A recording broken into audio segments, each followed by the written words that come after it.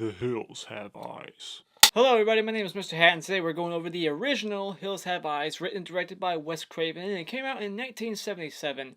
Now the reason why I'm doing this review at this point is because I just realized my original Hills Have Eyes review, the remake, and the sequel, put together have over 2,500 views. For some reason, everybody's watching those two reviews, and I don't know why. So I was like, alright, let's go watch this original. I've only seen it one time before this. Let's just say I was very underwhelmed, and I did not like it. So I didn't even have the energy to review it, so I just pushed it off, and now I'm reviewing it, watching it a second time, this time, and my thoughts are the same. I did not like this movie. This movie is just like the remake. It tells a story about a family that gets stranded in the desert on their way to California, and they have to fend for themselves and kill these mountain men. This was the second film directed by Wes Craven and written by him. I believe the first one was in the early 70s, The Last House on the Left. And this movie is viewed by, I guess, critics at the time. It has like a 60-some% on Rotten Tomatoes and just overall polling. And I don't get it. I guess I just don't hold the same Vox Populi opinion that everybody else is. Like, everybody, the majority is like, the original, yeah.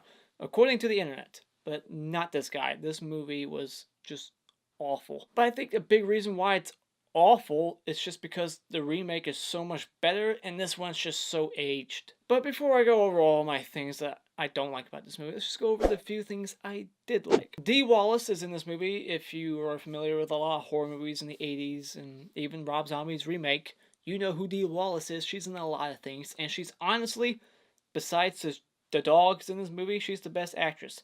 The dogs are better actors than most of the characters. This movie, for its time, was kind of brutal in just a couple of moments where you got the dad that's crucified before being burned. That's a difference from the remake where he wasn't crucified to... Who I just realized in the remake, the dad, Big Bob, was Ted Levine. You know, the candy cane guy from... And the Silence of the Lamb guy. I didn't realize that was Ted Levine. So... shame on me for not pointing that out. Michael Berryman in this movie, the guy on the poster, the guy who was born with 26 birth defects, and I feel like that guy was perfectly casted. But no one else in this movie is deformed.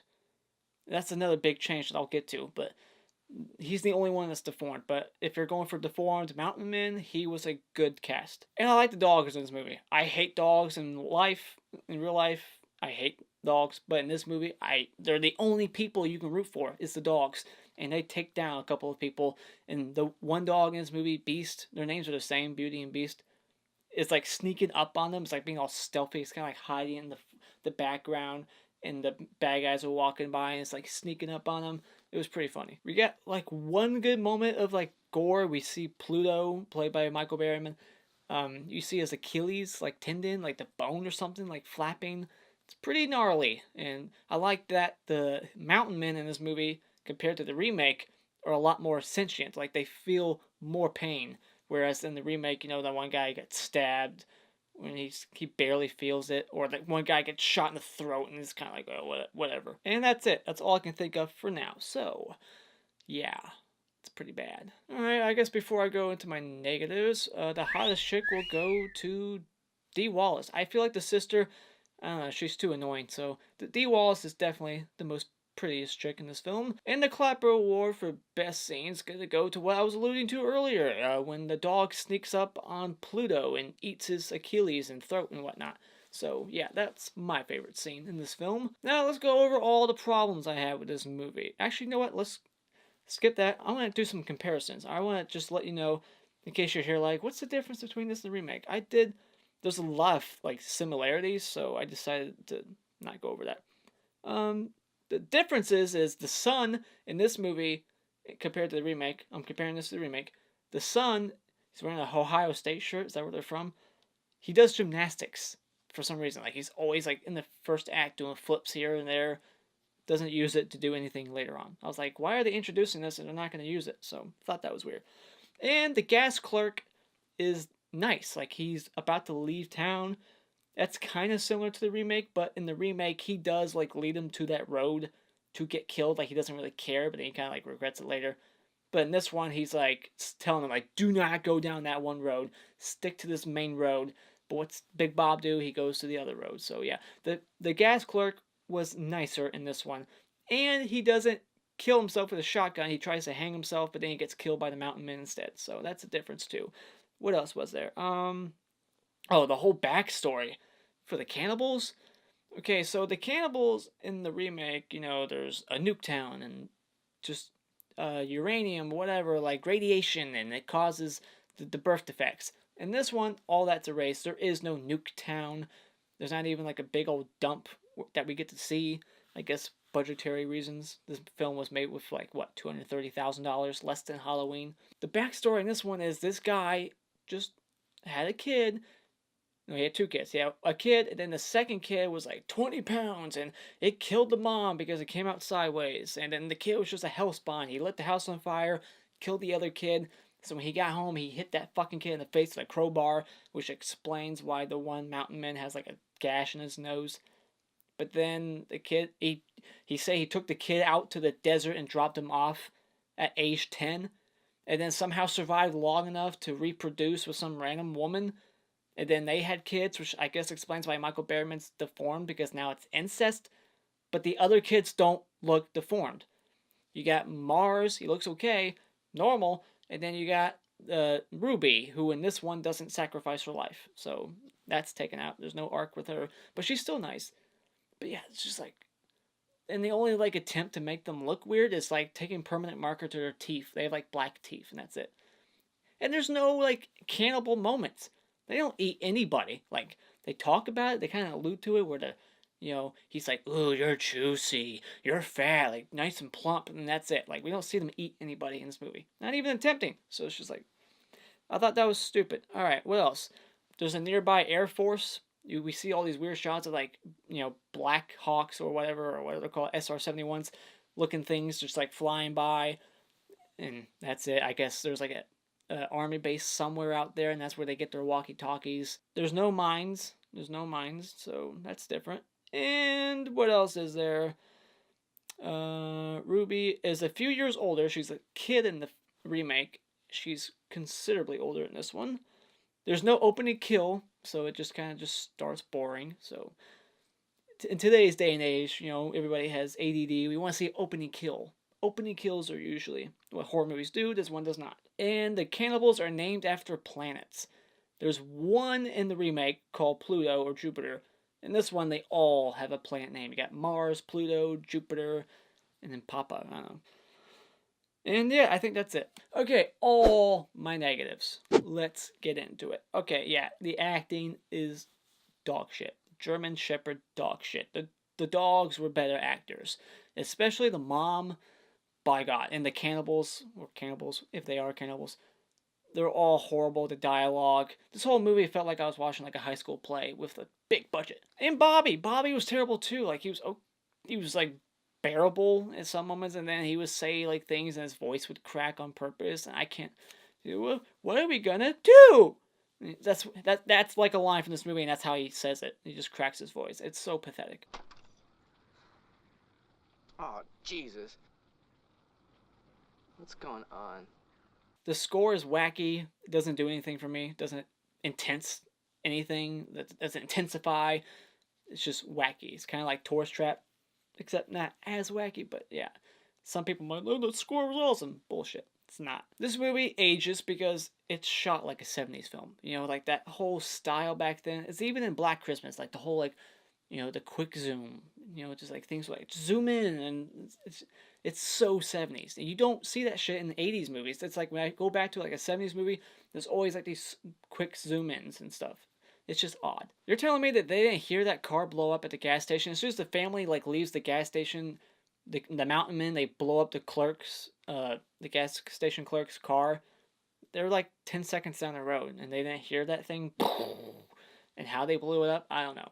But it's just ridiculous. And another thing that makes this movie age is that this is like an old thing. Okay, today parents freak the fuck out. Everyone's like so like safety cautious. Like don't do. They have a fucking child in the back seat with no fucking. Did car seats exist yet? There's no car seat, and it's an infant fucking like 8 to 12-month-old baby, and the Dee Wallace is just holding it, and the dad's driving like a maniac. In the remake, it happens, but there's just little things that make it better in the remake. For instance, Ted Levine says, hold the baby, watch the baby before it crashes because the tires all popped. In this one, he's driving like a fucking maniac before the tires pop. He's got a kid in the backseat, his grandson doesn't give a shit. Like, there's no concern for that baby. Just like driving like a maniac. And then this has that cliche that I point out in every movie where it happens. Nightmare on Elm Street remake, Leprechaun Returns. It's in 1,000 movies where something's in the road, and instead of just slightly going around it or just hitting the brakes or just running over it, in this case because it's just a fucking bunny, they swerve off, or he, the driver, swerves off and hits the rock, fucks up the car with the baby in the back seat. And in this one, he doesn't say, hold the baby, I'm about to crash. Doesn't give a shit about the baby. He's just a racist former cop. He drops the N-word a couple of times. He's just a terrible person. 25 years I'm a cop in the worst goddamn precinct in Cleveland. Niggers shoot arrows at me, and the hillbillies throw dogs off the roofs at me, and I'm even shot at on 2 separate occasions by my own men. This movie doesn't do anything to, like, build suspense around the bad guys in this movie. It treats them like cartoon characters in a couple small moments. Like, where they all dress up like a bush, and they're just, like, hopping around. It's so ridiculous. And why we're even seeing that, it's like, what's that doing? Oh, they're over there. So what? The surprise is gone. There is no mystery. It's like, why even show that shot? It's ridiculous. It's like, really? Dressed like a bush? It just reminds me of like Family Guy jokes. It's just stupid. The mom in this movie is a complete moron. She gets on the radio and she says, Maple, Maple, instead of Mayday. And I like how Dee Wallace has to point that out to her. At least somebody corrected her. Alright, if you're friends with an idiot and they're saying things that are wrong, try to correct them. I know you're like, I don't want to be mean. No, correct them, trust me. Alright, just don't let people live their lives like fucking idiots saying the wrong thing. So somebody had to correct her, and I'm glad Dee Wallace did. It's like, it's Mayday, not Maple. Who the fuck told you it was Maple? I like how the son goes out to, like, get Beast. The dogs are Beauty and Beast. How old is Beauty and the Beast, that cartoon? I thought it was like a 90s thing. I guess not. But when he goes out to get the dog, he sees it dead, just like in the remake, blah, blah, blah. Okay, but then he fucking, like, falls and passes out, and then, like, this day goes the night. So it's like implying that a few hours went by and nobody went to go, and then they saw him leave. They're not worried about him. They're not talking about it. And then finally, I guess it took them hours for just the daughter to go out and look for him. It's like they don't even care about each other. And that's another thing I want to point out. In this movie, these people do not feel like a family. There's not good chemistry. There's not bad chemistry. There's no chemistry at all. In the remake, you had the 2 sisters that said snarky things to each other. You had the brother and sister who fought like a brother and sister. You had the dad who had beef with the son-in-law because of their political differences. There was chemistry there. In this one, there's nothing. And who takes their whole family out on their silver anniversary? That's like a husband and wife thing, is it not? I'm not married, but if I was married to someone for 25 years, I would be like, hey, let's take the whole family out. No, it's have a second honeymoon or something. Fuck the kids. But that's just a big problem. Like, I could forgive how shitty the suspense in this movie is, because it really isn't, if I could just care about these characters, but I don't. They don't feel like a family. They don't. They feel like actors put on a set. I know it's not really a set. They're actually in the desert. But it just feels fake. It feels like I'm watching a high school play or something. So therefore, there's no weight to that major big scene that everyone talks about. You know, the trailer scene where the guy, they go in the cellar, they try to rape the girl. In the remake, they really do, but it's like way watered down in this one, which is ironic because the director of this made The Last House on the Left, so that's kind of odd. But we got the same parrot thing, ripping the head off, drinking the blood. It's very violent, but it's just watered down compared to the remake, and there's no weight to it. There's no real emotion, especially coming from the actors. I mean, you got the mom, just like in the remake, you know, she gets shot, and it's just not acted as well, so you don't care, and the characters don't care. If my mom was shot, and she was bleeding out, and I knew I probably had like less than 20 minutes with her before she finally went away and just took her last breath, I'd spend that whole 20 minutes trying to help. And I know there's bad guys outside the trailer. They could come back any minute. Focus on... No. Fuck that. Kill me. Go right ahead. I'm going to try to save my mom. Or cry like a little baby. They don't do that shit. They just kind of just walk around in the trailer And then, like, minutes later, when the mom finally is, like, confirmed dead, that's when the sister starts freaking out. It's like, oh, now she's dead, now I can start crying. It's like, why weren't you upset before? Oh no. In the backstory, I told you about it earlier, it's ridiculous. The fact that a 10-year-old survived for a few years in the desert and found who? A random prostitute? And fucked her? How? Like, it's just stupid. Like, the fact that that kid even survived in the desert on his own is horseshit. Just like in the remake, in this one, he goes to this dump somewhere out there and he comes back with things. You know, in the remake, he comes back with like a fishing rod or something and like a hat. I don't know. No, just like a fishing rod. In this one, he comes back and he's like selling this idea that there's tons of great shit out there, man. Like all kinds of stuff. We could start like a flea market. There's just everything from A to Z, like Amazon. And he comes back with like an empty canteen and rope. That's it. So you found all this great shit and that's all you could take back? Whatever. I like how the dad was completely engulfed in flames, head to toe, burning alive, and when they get him down, he's still alive for like an extra minute or two, but all his clothes are on. They're not burnt off. Not even a little.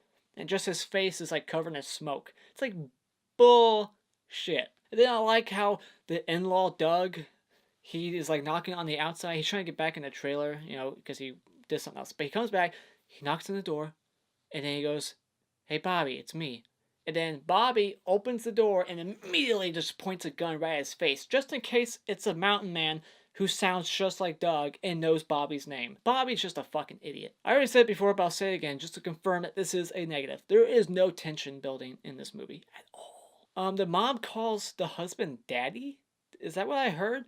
Because in the remake, she calls him Big Bob, and that's what everyone calls him. But in this one, when she's dying because she got shot and she's bleeding out and her son and daughter don't give a shit yet, she's like, is Daddy okay? Because she's like in denial. And when Big Bob was on fire, she was like laughing hysterically. That was her acting of like being, that's her character. She's just, when she's that fucking scared, out of her mind, in denial, she's like laughing. I thought it was really odd. But yeah, she calls him Daddy.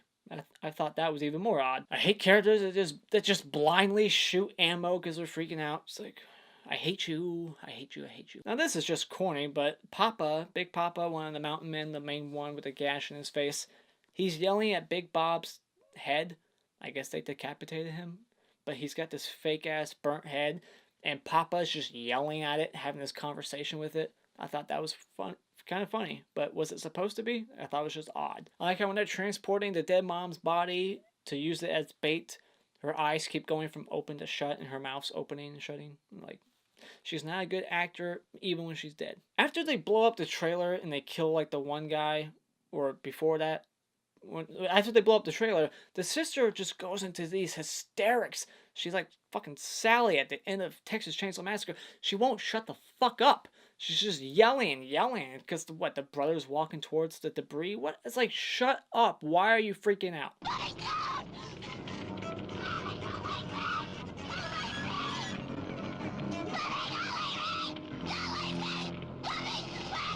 Oh my god, but when they blow up the trailer, just like in the remake, the fucking person who got blown up is all in one piece, still alive, calling bullshit. I like how Mars gets a knife wound in his leg, and he's able to fully sprint throughout the rest of the film. It's like, really? Get out of here. The blood in this movie looks like nail polish. It's way too bright red, and it looks awful. Now, the ending of this movie, you know, the third act, you got the in-law trying to get his baby back because the baby got captured, just like in the remake. Except this movie doesn't even have a resolution with that. The in-law tackles the one guy, Mars or whatever, and he stabs him a bunch, and then the movie fades to red and roll credits.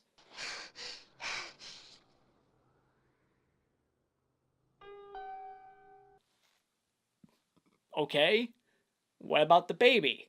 There's still a mom that's evil out there. There's at least one or two other hillbillies out there.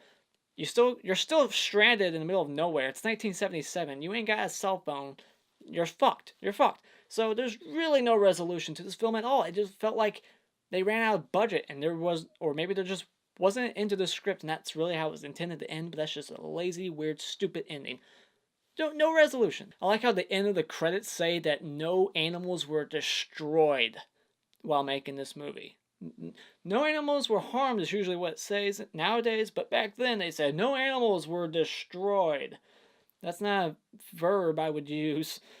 It's like, well, what about fucked? Because now I'm worried. What did you do?